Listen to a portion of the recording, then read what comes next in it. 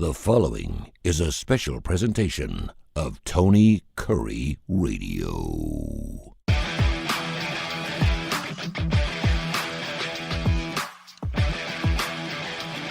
Welcome back to another Keefer and Kurre. He is Kip Keefer. I am Tony Kurre. We do the show every single week. It's heard at least 5 times a week here on the TKR app. Download that TKR app. Like 100,000 folks have already done. Of course, you can hear us wherever you're available on your podcast network. Just search Tony Kurre Radio or Keefer and Kurre. Kip, how you doing? You ready to do another show here? I'm going to do the topic this week. You ready, brother? Tony, I'm always ready, and I always enjoy your topic ideas, so fire away. So, 2009, Farrah Fawcett passed away on June 25th, which was this past Sunday. We're recording this show here on Tuesday, the 27th. And she had a direct effect not only on me, but she had a huge effect on every 12-year-old at that point in their lives. And I'll never forget because I wasn't allowed to have posters in my bedroom. And, of course, the Farrah Fawcett poster, we all know the red poster, the red bikini at the top of the one piece with her teeth just shining through. And everybody had that poster. And I actually had that poster, but I could not put it up on my wall because my dad was like, we don't put that kind of stuff up on our walls. And I think I was about 12 or 13 years of age when that happened. So I found a picture of Farrah Fawcett of the same poster. It was black and white inside the Cincinnati Enquirer, inside the entertainment section. And it was probably about 3 inches by an inch. I mean, that's how small it was. And again, it was in black and white. It was newsprint from like the mid-'70s. And so I cut it out and I taped it above my floor. I was in a bunk bed and I was on the bottom bunk and my brother was on the top. And I taped it above my bed so I could look at it when I went to sleep at night. And one night I couldn't believe my dad, because my dad never came in to give me a hug goodnight. He never tucked me in. He was always in bed already. He came in to say goodnight and he saw that in my bed. And he was like, what the hell is that? And I said, that's Farrah Fawcett. And he's like, why do you have a picture of Farrah Fawcett in your bed? And I was like, and so he ripped it down. So when she passed away, obviously a lot of people love Farrah Fawcett. I think she may have won an Emmy for something from Charlie's Angels. She obviously did The Burning Bed. She did some movies. She was on Fantasy Island, and a lot of people just really love Farrah Fawcett. She was America's sweetheart. And then, of course, later on, she also did a spread in Playboy, which was unbelievable.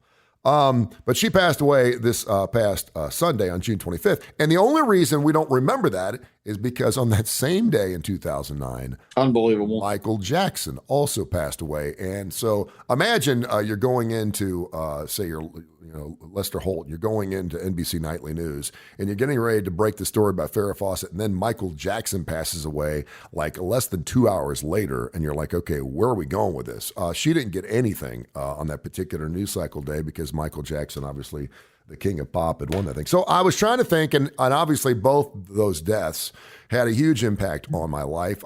We always say, where were you when this happened? I remember I saw James Taylor just about a week ago past Sunday at Oak Mountain Amphitheater. The last time I saw him play at Oak Mountain I was in the car and I was getting on the interstate at about 11 o'clock at night, and it came across the radio that Lady Di had passed away. And by the way, her birthday is coming up this Saturday. She would have been 63 years of age. She passed away years ago, 26 years ago. It's hard to believe it's been 26 years. And so that had an impact on my life. And so I wanted to get into celebrity infamous deaths that have affected us most. And we always kind of pick 4, and I wanted you to kind of go through that. So tell me what your thoughts are on this topic, and then get into your first one. Well, I'm going to go way, way back, and this was probably more than a celebrity. When you brought that up, I immediately thought of my 4, and this one is beyond a celebrity because he was president of the United States. Tony, I was in kindergarten the day that John F. Kennedy, November 22nd, 1963, was assassinated in Dallas, Texas. I was 4 years old, which I still have some resentment for because my parents started me way too early in school. If I could have been redshirted that year and started when everybody else did the next year, but I guess I was just such a pain in the rear end that they wanted to get me out of the house. But, I was always the youngest kid in my high school and my senior class, and athletically and socially, who knows? I might be running the whole show right now had they not made that mistake. But I remember coming home and that November afternoon and walking down the hill from getting out of the bus again, at the ripe old age of 4. I can't these days. You can't leave the house without armed guards if you're under 7. But walking down the sidewalk, and my mother is sitting on the front porch of our house, just uncontrollably sobbing. We live in Washington, D.C., right outside of downtown D.C. in Rockville, Maryland, which is a very close suburb. And she's bawling, just crying uncontrollably. And of course, the first thing a 4-year-old's going to do, and this is burnt in my memory like it was yesterday, and I don't think people have a lot of memories of their 4-year-old year, but was so traumatic that I ran up and, mommy, what's the matter? What's happening? And she looked at me, and Tony, I'll never, ever forget this. Eye to eye contact, just like I was a grown up person that needed that respect. She said, "They've killed the president." Oh. And I remember just even being a little kid and living in Washington, there was so much, so much about living there was being tied into what was happening in DC. And, in the subsequent years, we would go on field trips to the Lincoln Memorial, the Washington Memorial, Ford's Theater, the Smithsonian Institution. I mean, what a great place to be a little kid if you love your country. And a lot of the things that I still believe to this day, I know were installed in that time before we moved to Atlanta when I was 8 years old. But the bottom line was that morning or that afternoon, that experience and trying to, as a little child, contemplate the loss of who at the time was the ultimate rock star. We had just come through the Cuban Missile Crisis and all those different things. And Kennedy was surging toward a second term. And to have, what was such a youthful, vibrant, just rock star president cut down at 46 years old, it was a traumatic experience. And again, they've killed the president is something I'll never, ever forget. That is an amazing story. And again, that's one of those, where were you when it happened? And that is one of those ground-shaking tectonic plate kind of events. And certainly the way it happened certainly brought a lot of that to the forefront. So that's a great start. And we're not trying to be, I just lost a very dear friend of mine last week at the age of 82. She had just celebrated 51 years of sobriety. And so this is another reason why I kind of wanted to get into this. But I always want to celebrate life no matter what time of their life they die. We're going to celebrate their life because we know they're going into greener pastures. 1990, June, we had started Classic Rock 99.5 in Birmingham on December 25th, 1988. So we're about a year and a half old, and I don't know if you remember when we came on the air, there hadn't been a classic rock station in Birmingham in about 6 or 7 years. There was just a waning, people just were dying for classic rock. We could have played anything we wanted to, and people were going to love it. And so we came on and we just shot to the top. We were the number 1 classic rock station in the country. We had 20 shares. I mean, it was crazy. And so we were on stage every classic rock show that can. There were no classic rock shows in this town for 6 or 7 years until we came on the air because they needed someone to promote these shows. So there was a show out at Oak Mountain Amphitheater in June of 1990. It was Joe Cocker opening up for Stevie Ray Vaughan. And, wow. And I got the opportunity. I was the stage guy, man. And if there was a classic rock show in town, I was the guy that was going to bring them on stage. And so I got a chance to meet Joe. And yes, Joe always looks like he just got out of a washing machine. And he looked like that night. He had the wife beater shirt on. He had the hairy chest, the whole 9 yards. So I brought him on stage. And then Stevie Ray Vaughan, I knew who Stevie Ray Vaughan was. I didn't. The only song I knew from him was Pride and Joy. And I hate to even admit that. I hadn't listened to any of his music, but he was on a scooter behind the stage, and I was trying to track him down. At that point in time, I always had CDs in my hand because I wanted to get autographs. And I walked up to him, and he rolled up to me, and I said, "Would you mind signing this?" And he has the most beautiful autograph of anyone I've ever seen, period. How about that? People I haven't met, and I still have it. It's hanging on my wall. It's starting to fade a little bit, but it is absolutely beautiful. And he was on this scooter, and I asked him, I said, "Why are you on this scooter?" And he said, "Well, I roll up to people, and he was super nice. He goes, I roll up to people, and if they start getting on my nerves a little bit, I just roll away. I don't have to walk away. Yeah. He goes, I don't have to walk away and look rude. I just roll away like I accidentally hit the gas, and off I go. And so he's just rolling around. He was drinking a Coca-Cola and whatever. A guy who obviously, and it's well documented, had major issues with alcohol and drugs his entire life. And in 1986, he got sober after years of abuse.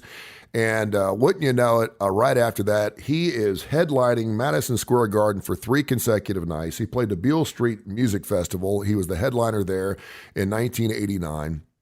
And then it was just an unbelievable meteoric rise for him, and it all kind of coincided with him getting sober. But 3 months after that show that I brought him on stage at Oak Mountain Amphitheater, he died in a helicopter crash from pilot error. And I'll just never forget it because our radio station, our radio station didn't play any Stevie Ray Vaughan, didn't play any at all. And then when he passed away, we played like 7 or 8 of his songs. And I'm like, why do we have to wait for this guy to die for us to start playing all of his music? Because his music is unbelievable. It's unmistakable if you listen to his chords and the way he plays guitar. And he was one of the most beloved blues artists of our time. And he passed away, on this date. And it was unfortunate. He passed away on August 27, 1990. And it just still affects me. And I keep thinking to myself, a guy who picked up the guitar at the ripe old age of 7 and just was unbelievable. And the fact that I got a chance to meet him and bring him on stage, it really affected me. And it was crazy. So there's my first one. What's your second?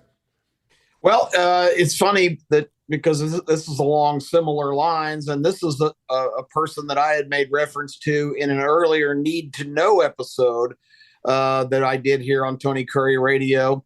But the singer, songwriter, activist Harry Chapin was such a big part of my life growing up, because we kind of discovered Harry, who was not commercially ultra successful, but was one of the most popular live acts, because this guy, Tony, was the Energizer Bunny on steroids. I mean, this guy played almost 5 or 6 out of 7 days every week.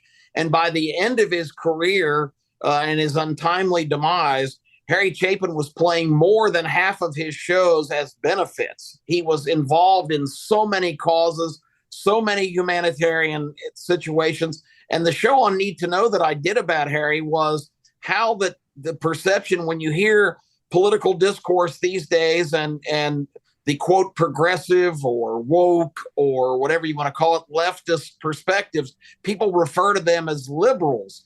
And I was doing a show that day talking about how the definition of a liberal has become really kind of unfortunately altered, because Harry Chapin was the classic example of a great liberal. And I thought it would be interesting if people were starting to kind of tag me as being way on the other side, too conservative or whatever, that one of my greatest heroes was considered the ultimate liberal of his time, because the true sense of that word is somebody who wants to do for others and make people's lives better. And that is the purest form of what a liberal is.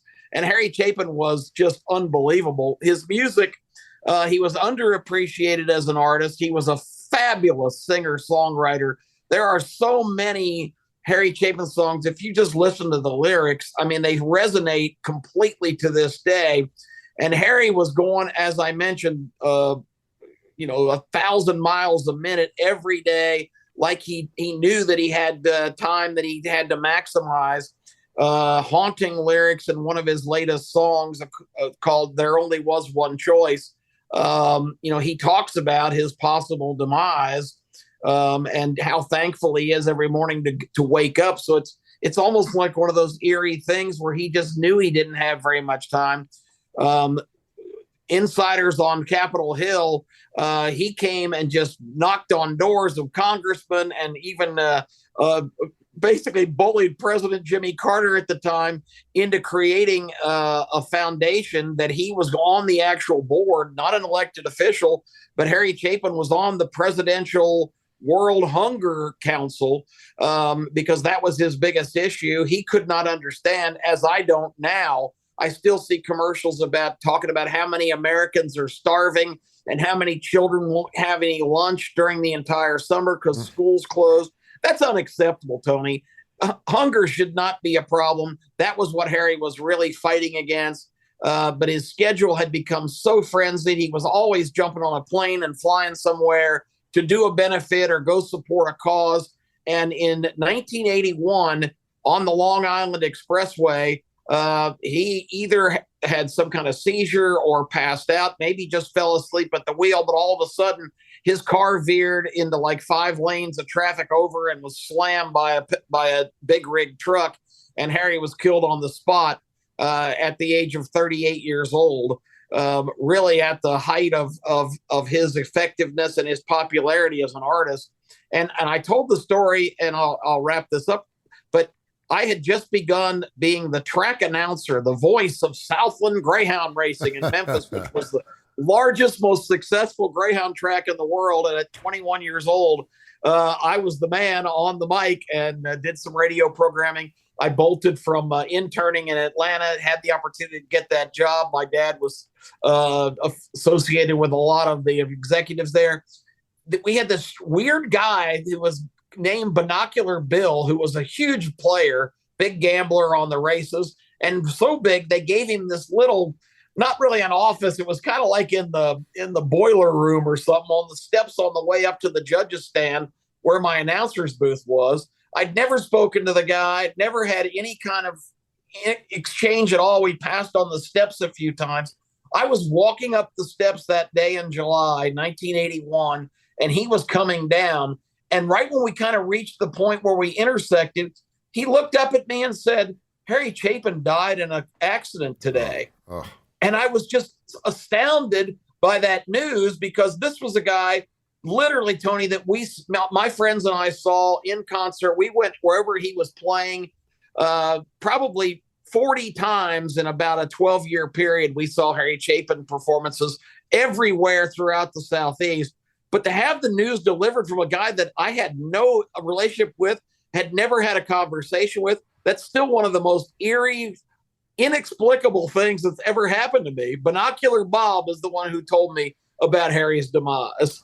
That is unbelievable. A guy who sold 16 million records. And I remember 2 things about Harry. First of all, you talk about that car crash in 1981. I believe he was driving a Volkswagen Rabbit. I'll never forget. Yes, that's right. I was thinking, and people are like, why the hell is Harry Chapin driving a Volkswagen Rabbit? I'm like, that is so Harry. That was the perfect car for, he was driving a Volkswagen Rabbit.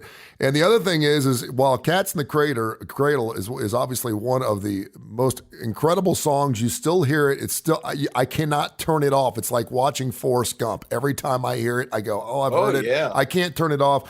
But we used to play Taxi, and he could not write a song without telling a miraculous story. His lyrics, you can make an argument that his lyrics were probably the most influential of any artist on the face of the earth. I mean, I would put that out there. If you really listen to his lyrics, every single song he had just had told a wonderful story. And Tony, are you aware that on his last album he recorded a song called "Sequel," where he goes back 20 years later and goes and sees Sue, who he picked up in the taxi? Wow. If you haven't heard it, I know you've got all music at your fingertips. Go listen to "Sequel" because it is absolutely brilliant. I love that. I'll do that. When I got out of the Jocks thing on sports radio, I had a headhunter who was just a good friend of mine. His name's David Brody. And he reached out to me and said, "Man, I'll help you out in any single way you can." And he flew me to Charlotte. I went to Dallas. I went to Atlanta, worked at the game, and just trying to figure out what I wanted to do next. And he gave me a list of phone numbers. And he said, "I got some phone numbers here and I'll share them with you." He goes, "Don't give them out to anyone else, but if it helps you get along somewhere, I'll be more than happy to share them with you." I said, "Sure." Awesome. And there were the phone numbers of Jim Harbaugh. There was a Kirby Smart. He had Nick Saban's cell phone number, and he had all these individuals. So I sent a text message out to every one of them and just said, "Hey, this is Tony Kurre. I've been doing sports radio for 20 years. If there's anything I can do for you, or if I can," and I was trying to figure out whether I wanted to do podcasts or start my own radio station. I wasn't sure what, and we were doing the Kurre and Claypo thing. There was only one that returned my text, and he did almost immediately. As a matter of fact, I got a text back from this coach while I was still texting other coaches. and it was Mike Leach. Yeah. And Mike didn't know me from Adam's house cat. Mike was out at Washington State, out in Pullman, Washington. And I just thought, wow, this guy has no clue who I am. I just kind of told him that I do on sports radio. I had never interviewed the guy. And I reached out to him, and he picked up the phone, and we started talking. And so I was doing this Kurre and Claypo thing, and I was on a couple of terrestrial radio stations. And I said, would you want to come on weekly? And this was like sometime in June or July. And he said, well, yeah. And he goes, what are we going to talk about? And Mike obviously was an incredibly colorful individual. And I said, man, I'd rather have you during the off season than during the on season. You know, we could talk about X's and O's all day long. You know, why did you not have such a great, third down conversion rate or whatever? Because the guy was just so colorful. And that's where most of his great little snippets that people just went viral with were about eating duck sandwiches or his swords or piracy or whatever he got into. And so he obviously had moved on. And then, of course, he's the coach at Mississippi State. And obviously, it's right in our backyard in SEC land. And I was doing a show on the Jay Barker Radio Network, and I was trying to get him to come join us. And obviously, now that he's in the SEC, he really was interested in talking with me because he could make an imprint recruiting-wise in SEC country, certainly with Tuscaloosa 45 minutes down the road. So he came on and he said, well, listen, he goes, I can't come on live with you, but I will record something with you this afternoon. So I called Jay and said, listen, I'm going to record something with Mike Leach and we can play it on your show tomorrow when I come in. It was on a Thursday. And he said, that'd be fine. So Mike comes on and he has got this hell of a cough. I mean, he is just hacking up during the entire interview, so much so that I kind of started laughing because it was unbelievable. He couldn't answer a question without just absolutely just coughing, and he'd have to pull the phone down and pull it back up. And he's like, I'm sorry. And I said, no, it's no problem. I can clean this up. And I thought, you know what? This is Mike Leach at his best. You know, he didn't care. He was doing me a favor. And I said, no, it's fine. We'll just keep it in there. And I said, are you okay? And he said, I think I've got pneumonia. And he started laughing a little bit. He goes, I'm around all these college kids. There's no telling what kind of disease I have. And we started laughing about it. 6 days later, he dies. And I don't know if there was any direct correlation to that particular cough he had or pneumonia. I know they talked about having a heart attack. And I just couldn't believe it. I just couldn't believe it because I had him on one of our shows, whether it was terrestrial, whether it was podcast, whether it was Kurre and Claypo, whether I was just doing something. I had him on every single week for 3 years. And I really got to know the guy. So much so that at one point we were doing a show on a Saturday night. And I called him, we were doing a show from 7 to 10 p.m. Central Time. And I called him around 9:30 and he answered the phone and he sounded kind of out of breath. I said, hey, Coach, what's going on? He's like, what's going on? What can I do for you, Tony? I said, nothing, man. We're just checking in with you, see if you can give us a few minutes on the air here. And he goes, well, it's halftime, so I got a few minutes. And I said, halftime of what? He goes, we're playing Colorado tonight. And I said, oh, and I didn't even and he picked up his phone during the halftime of the Washington State Colorado game. And he goes, I can give you 5 minutes. I said, no, I don't want to be. He goes, no. He goes, I get 5 minutes. He goes, halftime's 20 minutes. I get 5 minutes. He goes, I've already talked to the team. They're already out of the locker room. Let's go. And he spoke with us for 5 minutes. And I could not believe this guy picked up his phone during the halftime of a Washington State Colorado game. He was just a sweetheart of a guy. He was a great guy. And I did a Facebook Live afterwards, and I cried. I mean, I cried.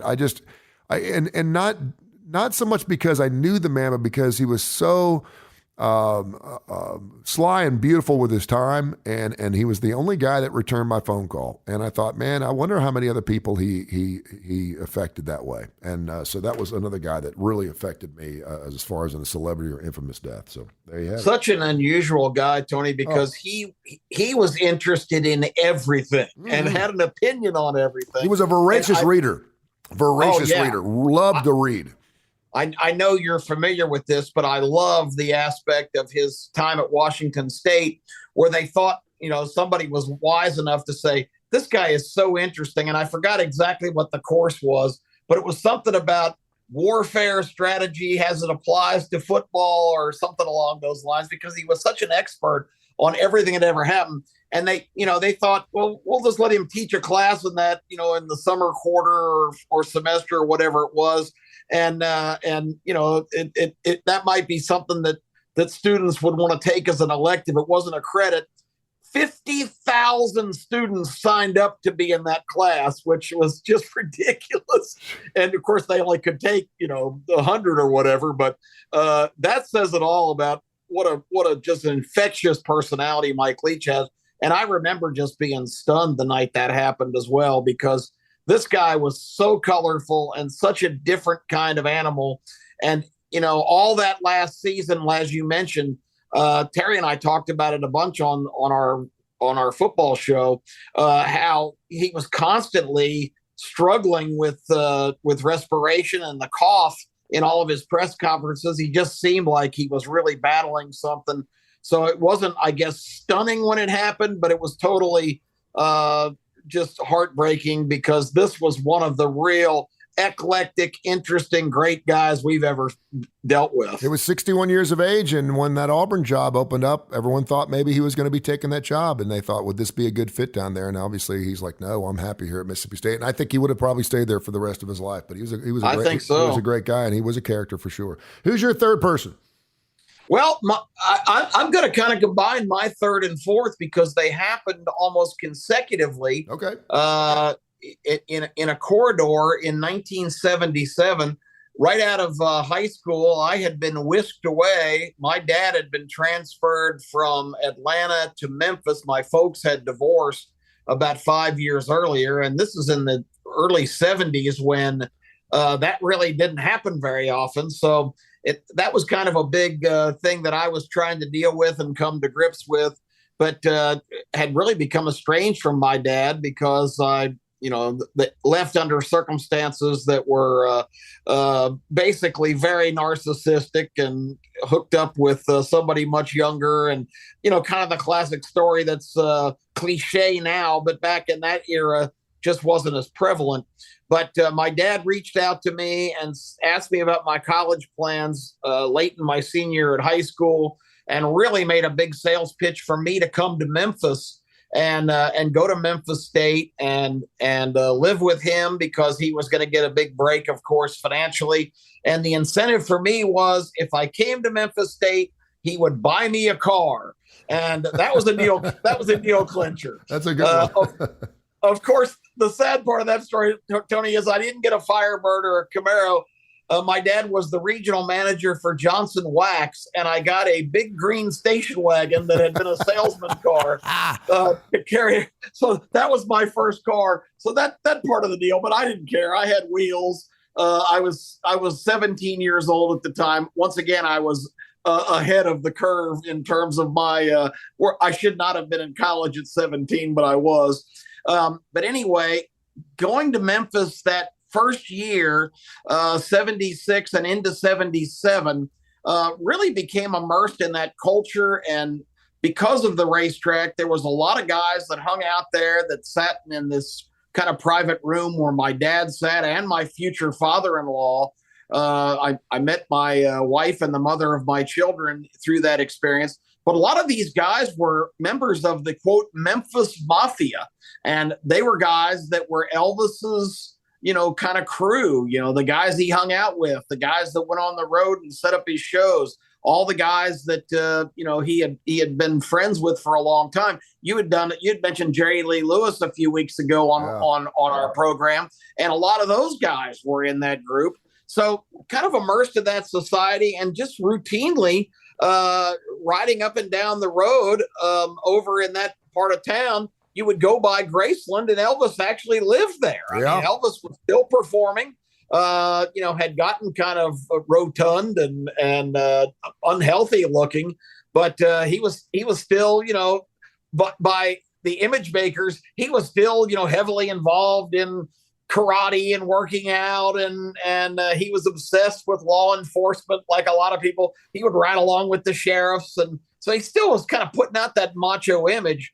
So I'd gone home for the summer that year and was preparing to go back to Memphis State for the fall semester when the word came down on August 16th of 1977.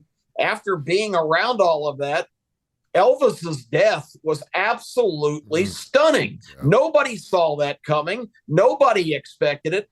I just remember the impact of saying, gosh, I felt like I knew the guy. I mean, I never actually had a personal encounter, but he was just such an enormous part of that city that I had just lived for a year that, it really shook me a week before I was going to return to a completely different Memphis now. The rest of that story was I did finish my second year at Memphis and then had a chance to go to work, and I never returned. But the impact of that day was just stunning, because I remember just being just totally in shock, because Elvis was in his 40s. I mean, you just didn't see that coming. And I think when you have the demise of somebody so epically famous and such an institution, and it's really under surprising circumstances, and this wasn't something you could really kind of come to grips with. We all know the story now of the massive drug addictions and all of the different issues, and his family having such a terrible history of heart dysfunction. But at that day, it was stunning. Right after that, and I'll tie this with my other one. Right after that, it seems like, and I don't know exactly what the time frame is. It could have been just before, but right in that same corridor of time in that summer, I had gone reluctantly, because I really wasn't into what you would call Southern rock. But my friend Joe convinced me to go to a show at the Alexander Memorial Coliseum in downtown Atlanta to see Leonard Skinner. Oh. And Tony, what a revelation. That show was the highest energy, most enthusiastic crowd I've ever seen. That was really the facility. It surprised me to this day. I don't know why they played there instead of the Omni, which was the Flames and the Hawks home and a lot more seating. But the fact that seated only about 12,000, and they were really rolling at the time. So this was probably July or August of that year as well. And I was obsessed with Leonard Skinner after that. Loved every one of the songs, got into the albums, was listening to it night and day. And then on October 20th, that same year, 1977, just 2 months after Elvis, they got on a transport plane in Greenville, South Carolina, and flying on the way to Baton Rouge for a concert the next night with the whole band and backup singers and crew. That plane went down because the pilots had misjudged on the fuel and they were out of gas about a half an hour short of their destination. They tried to make to another airport that was down in that part of Mississippi, realized they weren't going to make it, tried to land in a vacant field, and tragically went down hard enough where 5 people on that plane, including Ronnie Van Zant, the singer and founder, and many others, Steve Gaines, and his sister, Cassie, who was terrified to fly, was already in the equipment truck that was bringing all of their sound and all their amps and everything else to Baton Rouge. She was going to ride with those guys in the truck, and Ronnie Van Zant convinced her to get on that plane, and that was her demise. She was one of the 5 people killed. To have those things happen back to back was just devastating, and I, to this day, am haunted by those memories and just still voraciously read every detail I can get, because that was just 2 completely stunning things that happened within the space of about 2 months. So those are 2 huge ones, and I certainly could make an argument that they affected me as well. But great stories, fantastic stories, Kip. I was going to go, and I'll do my third and fourth one on top of each other as well. I was going to go with Eddie Van Halen just because it's been so recent. Yes. Died 3 years ago this October, and a lot of people don't realize, but Eddie Van Halen was born in Amsterdam, the Netherlands. You want to win a drink somewhere? Ask somebody where Eddie Van Halen was born. He was actually born in Amsterdam, started playing the guitar when he came to America at the age of 7 years of age, and obviously in Rock and Roll Hall of Fame. But I wanted to pick a different one, and this was one of those deaths where it really didn't affect me when it happened, but it affected me about 13 years later. And that would be John Lennon. John Lennon, of course, shot outside of his New York, Manhattan apartment back in 1980. And strange enough, by a fan who loved the Beatles and loved John Lennon. And to this day, will say the only reason he shot John Lennon was to become famous. And Yes. and he was, and actually had an album in his hand that was autographed by John Lennon when he actually shot him in cold blood in 1980. So fast forward 13 years later, and I was 14 when John Lennon passed away. I was into radio already, and I realized that it was just it was almost too big for me to consume that one of the Beatles died that way and died, period. So 1993, I'm at the Rock and Roll Hall of Fame, and I used to do something every year on February 14th. We used to marry a couple. They have a studio up on the 4th floor. It's a 5-story pyramid-looking thing. And you were mentioning Elvis. One of the years I was up there, they had all Elvis memorabilia. It's on loan. And they had the TV that he shot with a gun, and they had the toilet that he was sitting on when he actually died. And it was unbelievable to see that. If you never gotten a chance to go to the Rock and Roll Hall of Fame, even if you don't like music, you need to go. You could spend 3 or 4 days in the place and not see the same thing twice. But I get up in the studio, and right outside the studio to the left-hand side, there was a white bed. And it was a king-size bed, and it was all white. And the bed part was actually made out of 2 church pews. The front, of course, and you could see the pockets on the side, and then there were pockets on the inside of the headboard, and they were 2 church pews. And the entire bed was white. The screws were white, the sheets were white, the bedboards, everything was white. And then next to that bed was a table, a white table with a white phone. And there was a little sign next to it, and it said, to celebrate John Lennon's, and they had the shirt that he was wearing when he was shot. They had the glasses that he was wearing when he was shot. They had all this stuff that you could see at the Rock and Roll Hall of Fame. But this little sign said, once a week, this phone will ring. Please pick it up. It'll be Yoko.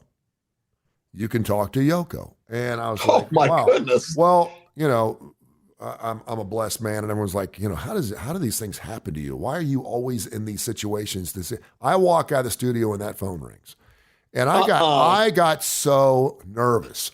First of all, I didn't know if I'd be able to understand Yoko, but I got so nervous, and I picked up the phone, and sure enough, it was Yoko Ono, and I was like, man, if there was a way, I think I even said, hey, can you wait a second so I can run in the studio and try to record this? And she's like, I only have a few minutes, and I said, okay.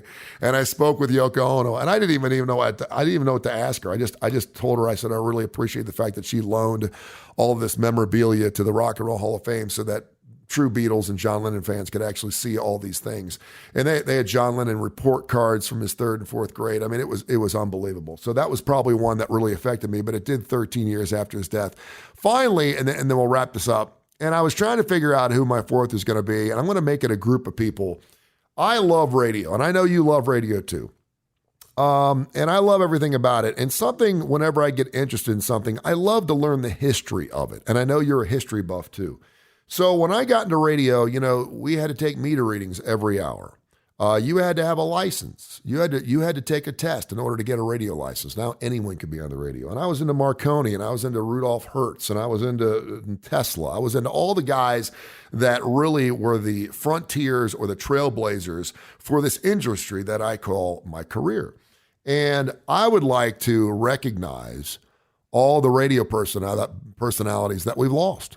I think of Doug Layton, who I did so many radio shows for, and was just a joy to work with. I think about Andy Spinozzi, a guy that I've always dreamt of doing a morning show with, and I never got a chance to do it. He had a heart attack, and then he was back, and then he had another heart attack, and it took his life. I think about Lee Davis. I don't know if you remember him. I think about Ben Cook, who was probably the biggest baseball fan I've ever met. Oh, Ben, I loved. Absolutely. The guy was the only guy. He would show up at Barron's games with his scorebook. He would actually score the game as the game went on. He loved baseball. Ed Willoughby. I think about Ed Willoughby. I think about Robbie Rags. I think about all the guys that did radio that just, you know, some lost their lives way too early. Some probably pushed it a little too hard. Some obviously lived illustrious lives and lived it out in radio land. But I think about all those former radio people that I got a chance to work with, and I had just a wonderful conversation with a young lady named Sherry Thomas, who's been around radio probably about as long as I have been. And we were just talking about all the radio. Lee Davis was one of these guys that I just he was quirky, he was strange. If you're in radio, you're a little off. I always say that everyone in the radio industry has got autism at some. We're on the autism spectrum at some point. There's something wrong with us, and that's why we love doing radio, because we don't make a lot of money doing it. We do it for the love of it. We don't do it for the fame, but we enjoy it and we're good at it. And so I think about all those people that we've lost in radio land when it comes to people that really affected my life. Yeah. Quick thoughts. I know we're running long. No, but, go ahead. On John Lennon, Mark David Chapman. Remember his motivation, yes, to be famous, but to impress Jodie Foster. He was absolutely obsessed with her. And the other thing about the Lennon death was it's shocking how America learned that happened. It was right in the middle of a Monday night football game. Was. Yes. Howard Cosell, of all people, is the person who broke the story nationally when it was confirmed that John Lennon had been shot. And I'll never forget that moment. And he was friends with John. He had John actually in the studio with him, right? Yeah. John Lennon was in the studio for Monday Night Football. Can you imagine? John Lennon had stopped by the booth on an earlier game that year and was talking about, this makes our shows look like a tea party. It was his quote. But I'll never forget Howard Cosell. It's now confirmed John Lennon dead at 40, whatever year old he was.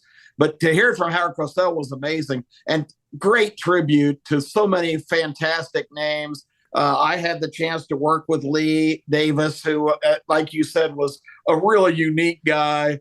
Ben Cook shared my love of baseball. Ben would talk baseball with you for hours. Ben was the first guy to ever take me over to Rickwood Field for a ceremony we had going on that day with Jocks, because he was the original partner of the one and only Herb Winches, of course. The franchise, on Sports Talk 690. And that show, Tony, I know you're aware of this because you were across the hall at the time making history with 99.5 with the rock station. But Herb and Ben's show was really one of the pioneering shows of all sports radio. It was unheard of at the time when that idea was kicked off by Dick Broadcasting here.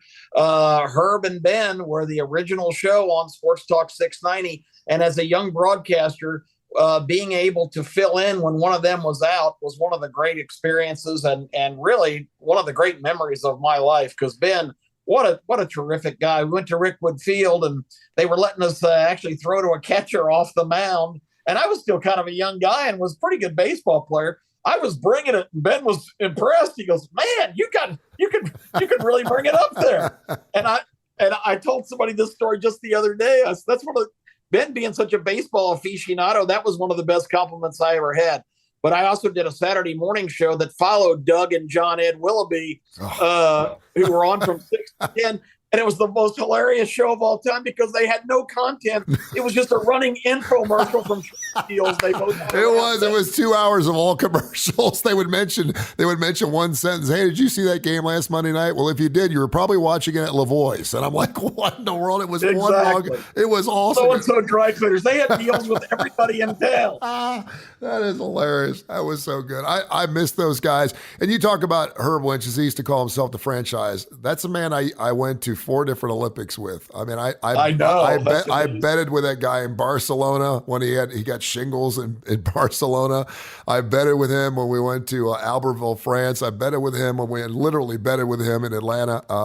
What a great guy and doing and Norway, right? And Lillehammer, Norway, and of course Ben's gone, but Herb continues to live on. Now he's got his restaurant up at Lay Lake, and he's got his little houses, and he's doing really, really well. And he looks good too, by the way. And he really does. Herb's still going strong. Hit him straight. So, hello again, everybody. Yeah, he was the franchise. That's it. He was the franchise for sure. Hey, great show, Kip. And by the way, you bring this up, and maybe this could be a show that we could get into a little bit later on in Keefer and Kurre, but I can't believe Major League Baseball is going to be playing the Field of Dreams game at Rickwood Field. How cool is that coming up next year? Is that awesome or what?